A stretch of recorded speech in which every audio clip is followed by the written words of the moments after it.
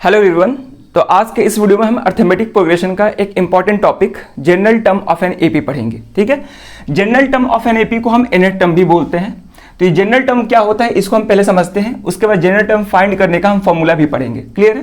तो जैसे मान लेते हैं मेरे पास एक एपी है। अब एपी किसको बोलते हैं, हम उसको फर्स्ट लेक्चर में हम उसको डिस्कस किए थे कि किस तरह के सीक्वेंस को हम एपी बोलते हैं। ठीक है, तो अब ध्यान से देखेंगे, यहाँ पे हम कुछ एपी लिखने जा रहे हैं 2, 4, 6, 8, 10। अब ये जो सीक्वेंस है ये एपी है। क्यों? क्योंकि यहाँ पे जो कॉमन डिफरेंस है, या फिर बोल सकते हैं दो कंसेक्यूटिव टर्म्स का जो डिफरेंस है वो सब में सेम है। यहाँ पे अगर हम 4 और 2 का डिफरेंस देखें तो 2 आ रहा है, यहाँ पे 6 और 4 का भी डिफरेंस 2 आ रहा है। तो अगर सब में डिफरेंस, कोई भी दो कंसेक्यूटिव नंबर्स के बीच का डिफरेंस अगर सेम हो तो उसको हम क्या बोलते हैं, एपी बोलते हैं। तो यहाँ पे जो भी अरेंजमेंट ऑफ नंबर्स है ये एक एपी है। अब देखेंगे ध्यान से, इस एपी में जो पहला टर्म है वो 2 है, सेकेंड टर्म 4 है, थर्ड टर्म 6 है, फोर्थ टर्म 8 है, फिफ्थ टर्म 10 है, उसी तरह आगे बढ़ते जाएगा। ठीक है, अब ध्यान से समझेंगे। हम बताए थे फर्स्ट टर्म को हम T1 से या फिर A से रिप्रेजेंट करते हैं, सेकेंड टर्म को T2 से या फिर A2 से रिप्रेजेंट करते हैं, ये हो जाएगा थर्ड टर्म, ये फोर्थ टर्म हो जाएगा और ये हमारा फिफ्थ टर्म हो जाएगा। क्लियर है? अगर हम बोलते हैं कि इस एपी का 6 टर्म बताइए क्या होगा, यानी कि T6 बताइए क्या होगा, तो देख पा रहे हैं कि जो भी आगे वाला नंबर है वो कैसे आ रहा है, तो पिछले वाले नंबर में हम 2 ऐड करते जा रहे हैं तो अगले वाला नंबर आते जा रहा है। जैसे यहाँ पे 2 में 2 ऐड किए 4 आया, 4 में 2 ऐड किए 6 आया, 6 में 2 ऐड किए 8 आया, 8 में 2 ऐड किए 10 आया। जस्ट वैसे ही अगर कोई भी आगे वाला नंबर लिखना होगा उसमें 2 पिछले वाले नंबर में 2 ऐड करते जाएंगे, तो 10 में 2 ऐड करेंगे क्या हो जाएगा 12। उसी तरह अगर हम T7 बोलते हैं यानी कि 7th टर्म बोलते हैं तो 12 में 2 ऐड करेंगे यानी क्या हो जाएगा 14। T8 बोलेंगे तो 14 में 2 ऐड करेंगे क्या हो जाएगा 16। ठीक है, तो इस तरह आगे हम बढ़ते जाएंगे। लेकिन अगर हम पूछते हैं कि आप इस एपी का 50वां टर्म बताइए यानी कि T50 बताइए क्या होगा। ठीक है, तो आप क्या करोगे कि सब टर्म में यानी कि पिछले वाले टर्म में 2 ऐड करते जाओगे और 50th टर्म पे आप हो जाओगे। ठीक है, लेकिन अगर हम बोलते हैं कि इसी एपी का आप 100वां टर्म बताइए क्या होगा, तो फिर आप वही काम करेंगे, पिछले वाले टर्म में आप 2 ऐड करते जाएंगे तो आप 100वां टर्म तक पहुंच सकते हैं। लेकिन ऐसा कैलकुलेट करने में बहुत टाइम लग जाएगा। ठीक है, जैसे कहीं दे दिया कि आप 200वां टर्म बताइए क्या होगा, तो अगर आप ऐसे ही ऐड करके टर्म निकालेंगे तो बहुत ज्यादा टाइम लग जाएगा। ठीक है, तो इसीलिए कोई भी टर्म के लिए, कोई भी टर्म फाइंड करने के लिए कि उस टर्म पे कौन सा नंबर होगा, कोई भी टर्म फाइंड करने के लिए एक हम जनरल फॉर्मूला पढ़ते हैं। ठीक है, जिसको हम general term of an AP बोलते हैं। जैसे जनरल टर्म का मतलब हुआ कोई भी एपी का कोई भी टर्म। ठीक है, जनरल टर्म या फिर इनर टर्म का मतलब होता है कि एपी में आपसे कोई भी टर्म पूछ ले उसको हम क्या बोलते हैं, जनरल टर्म बोलते हैं।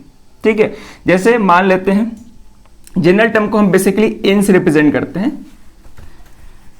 जैसे फॉर एग्जाम्पल अगर हम बोलते हैं कि इसका nth टर्म, तो nth टर्म को किससे रिप्रेजेंट करेंगे, Tn से रिप्रेजेंट करेंगे या फिर An से रिप्रेजेंट करते हैं। ठीक है, तो यहां पे n की जगह पे कोई भी नंबर हो सकता है। हम पूछ सकते हैं n की जगह पे 100 भी हो सकता है, 50 भी हो सकता है। जनरल टर्म कोई भी टर्म रैंडमली, ठीक है, 50 टर्म, 1000 टर्म, कोई भी टर्म यहां पे दे सकता है।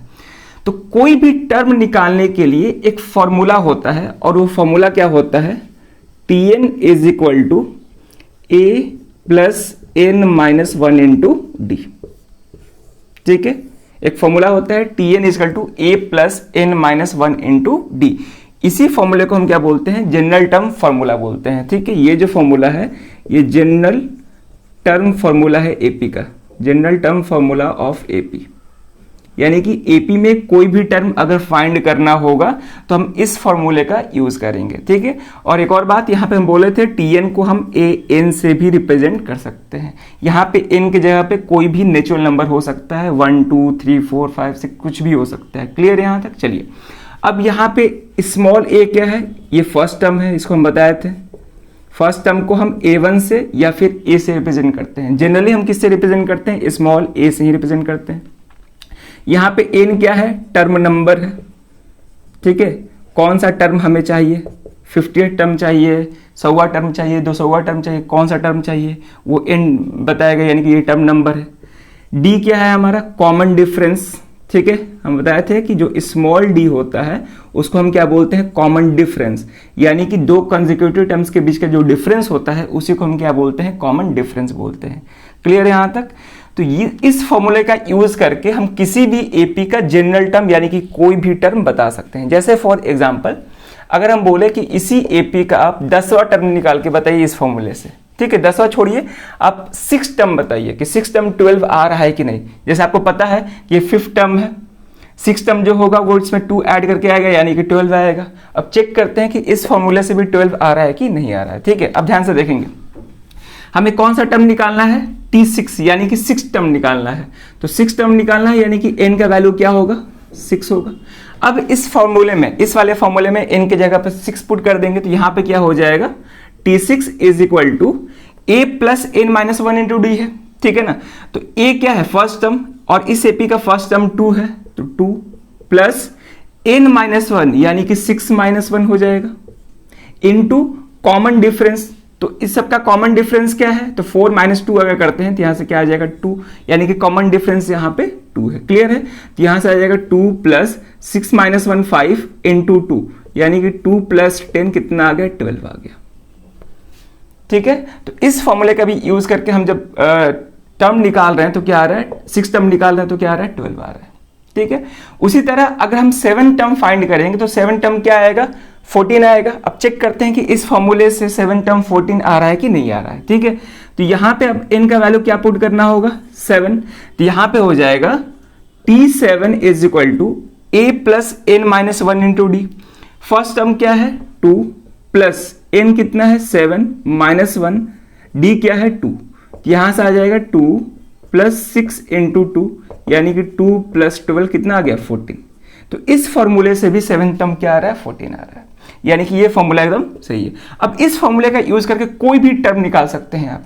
58 टर्म पूछेगा तो आप इनके जगह पे क्या पुट कर देंगे, 50 रख देंगे, तो वहां से आपको 58 टर्म भी मिल जाएगा। जैसे फॉर एग्जांपल, ठीक है, जैसे फॉर एग्जांपल यहां से हम T50 निकाल रहे हैं यानी कि n इज इक्वल टू 50 यानी कि 58 टर्म निकाल रहे हैं। तो इस फॉर्मूले में n के जगह पे आप 50 पुट करिएगा यानी कि T50 is equal to T50 लिख सकते हैं या फिर A50 भी लिख सकते हैं। हम बताए थे कि टर्म नंबर को यानी कि कोई भी टर्म है, nth टर्म है, उसको हम Tn से या फिर An से रिप्रेजेंट करते हैं। ठीक है, Tn से या फिर N से रिप्रेजेंट करते हैं, तो A50 या फिर T50 भी लिख सकते हैं। इज इक्वल टू A क्या है, यहाँ पे 2 है, हम इसी एपी का निकाल रहे हैं। ठीक है, तो 2 प्लस 50 माइनस 1, कॉमन डिफरेंस भी 2 है, तो यहां से आ जाएगा 2 प्लस 49 हो जाएगा ये इंटू 2 यानी कि 2 प्लस ये कितना हो जाएगा हमारा 98 हो जाएगा, कितना आ गया 100 आ गया, यानी कि इस एपी का जो 58 टर्म होगा वो कितना होगा 100 होगा। अब समझ में आ रहा होगा कि इस फॉर्मूले का क्या इंपॉर्टेंस है, यानी कि किसी भी एपी, अगर कोई एपी दिया गया है उस एपी में कोई भी टर्म आपसे पूछ ले, इन जनरल कोई भी टर्म आपसे पूछ ले, इस फॉर्मूले का यूज करके आप वो टर्म आसानी से निकाल सकते हैं। ठीक है ना, बस आपको क्या मालूम होना चाहिए, उस एपी का फर्स्ट टर्म मालूम होना चाहिए, कॉमन डिफरेंस मालूम होना चाहिए और कौन सा टर्म का बात कर रहा है वो मालूम होना चाहिए। यानी कि इसमें 3 वेरिएबल, अगर तीनों मालूम है तो आप कोई भी टर्म निकाल सकते हैं। ठीक है, बेसिकली 4 वेरिएबल है, ये फर्स्ट टर्म है, ये टर्म नंबर, ये कॉमन डिफरेंस और ये पूछेगा nth टर्म यानी कि उस टर्म पे कौन सा नंबर होगा।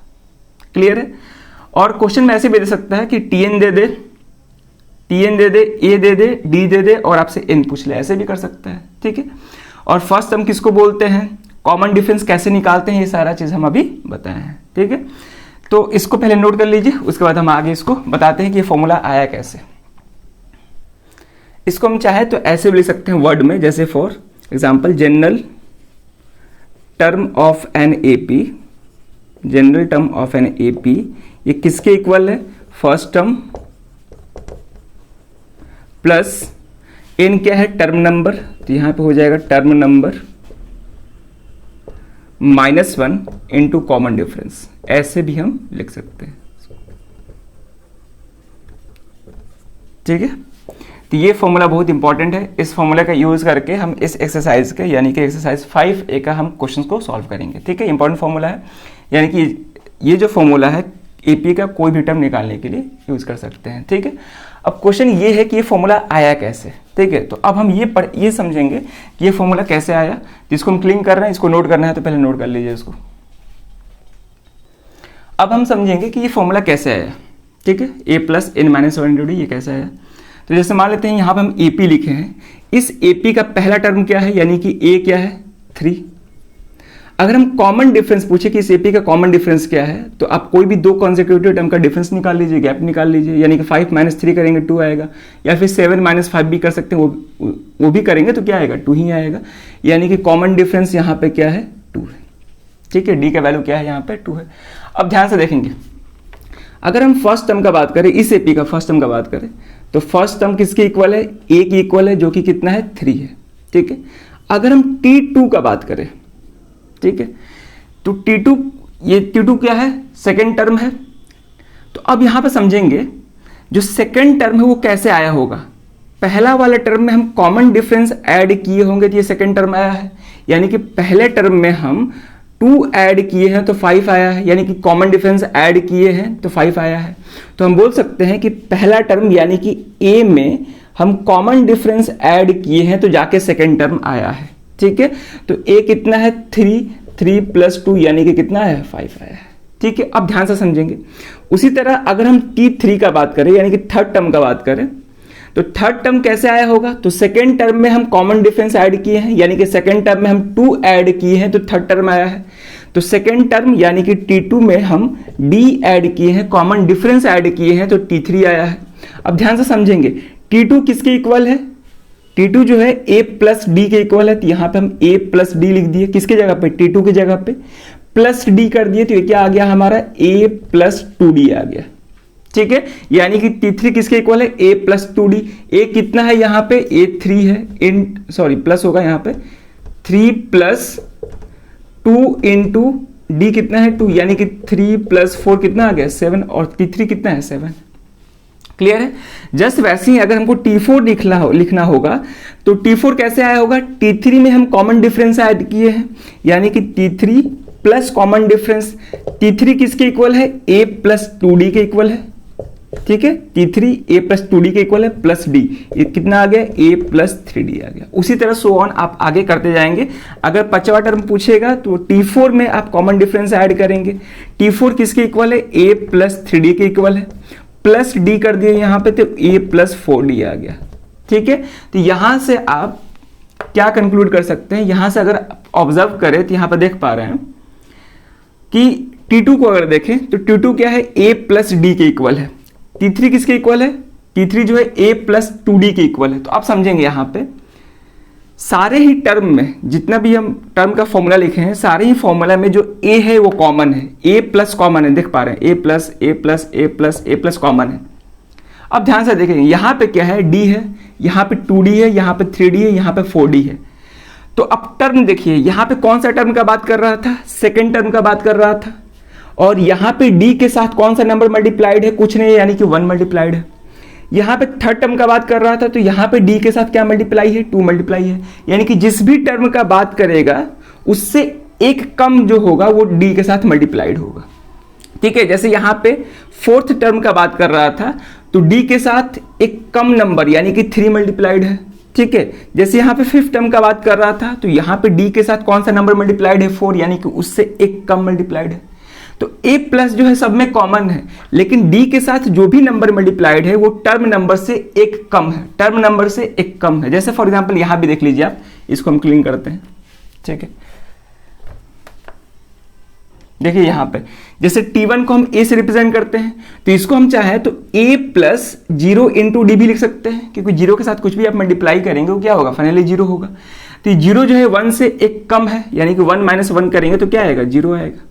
यहां भी देख पा रहे हैं कि 2 से एक कम है, यानी कि इसको हम चाहें तो A plus 2 minus 1 into D लिख सकते हैं, यानी कि 2 से एक कम 1 आ जाएगा यहाँ पे। इसको हम चाहें तो A प्लस 2D को हम A plus 3 minus 1 into D लिख सकते हैं, तभी 2 आ जाएगा। उसी तरह आपसे कोई भी टर्म पूछे, एनी टर्म इन जनरल कोई भी टर्म पूछे, Tn पूछे, तो अभी बताए कि A प्लस तो सब में कॉमन होगा, उसके बाद यहाँ पे D होगा, लेकिन डी के साथ जो भी नंबर मल्टीप्लाई होगा वो टर्म नंबर से एक कम होगा। तो टर्म नंबर यहाँ पे क्या है, n, यानी कि n-1 होगा। ठीक है, तो इस तरह से ये फॉर्मूला आया है Tn equal to a plus n-1 into D. ठीक है, तो आई होप कि ये समझ में आया होगा कि कैसे ये फॉर्मूला आया होगा। ठीक है, हम इसको यहाँ पे बताया भी है कि T1 को कैसे लिख सकते हैं, T2 को, T3 को कैसे लिख सकते हैं, यानी कि फर्स्ट टर्म में हम, या फिर बोल सकते हैं पिछले वाले टर्म में कॉमन डिफरेंस आप ऐड करते जाएंगे तो आगे वाला टर्म आता जाएगा। तो उसी तरह हम इसको प्रूफ किए। आ रही बात समझ में? ठीक है, तो इस वीडियो में बस इतना ही रहेगा और अगले वीडियो से हम क्वेश्चंस को सॉल्व करेंगे और इसी फॉर्मूला पे बेस्ड हम क्वेश्चन सॉल्व करेंगे। ठीक है ना, और भी फॉर्मूला है लेकिन जब हम क्वेश्चन सॉल्व करेंगे तो उसको हम बीच में ही बताते जाएंगे। ठीक है, अगर हम जैसे फॉर एग्जांपल इसी एपी का पूछ दिए कि बताइए 10वां टर्म क्या होगा, यानी कि T10 बताइए इस एपी का क्या होगा। तो अगर इस एपी का बात करें तो फर्स्ट टर्म क्या है 3, कॉमन डिफरेंस कितना है 2 है। ठीक है, और आपसे T10 पूछा है, यानी कि n का वैल्यू यहाँ पे 10 है, यानी कि टर्म नंबर 10 है। अब इस फॉर्मूला का यूज करेंगे Tn equal to a plus n-1 into D. तो यहाँ से आ जाएगा n की जगह पर 10 रख देंगे, a क्या है 3 प्लस n भी 10 है, -1 कॉमन डिफरेंस कितना है 2 है। यहाँ से आ जाएगा 3 प्लस 9 इंटू 2, यानी कि 3 प्लस ये हो जाएगा 18, यानी कि 21। तो इस एपी का जो 10th टर्म होगा क्या होगा 21 होगा। ठीक है, तो इसी फॉर्मूला पे बेस्ड हम सारे क्वेश्चन को सॉल्व करेंगे और जो भी नया फॉर्मूला आएगा उसको हम बीच बीच में बताते जाएंगे। तो इस वीडियो में बस इतना ही रखते हैं। ठीक है, और नेक्स्ट वीडियो से हम इस एक्सरसाइज के एग्जाम्पल्स को सॉल्व करेंगे। ठीक है, तो पढ़ाई करते रहिए। All the very best, thank you.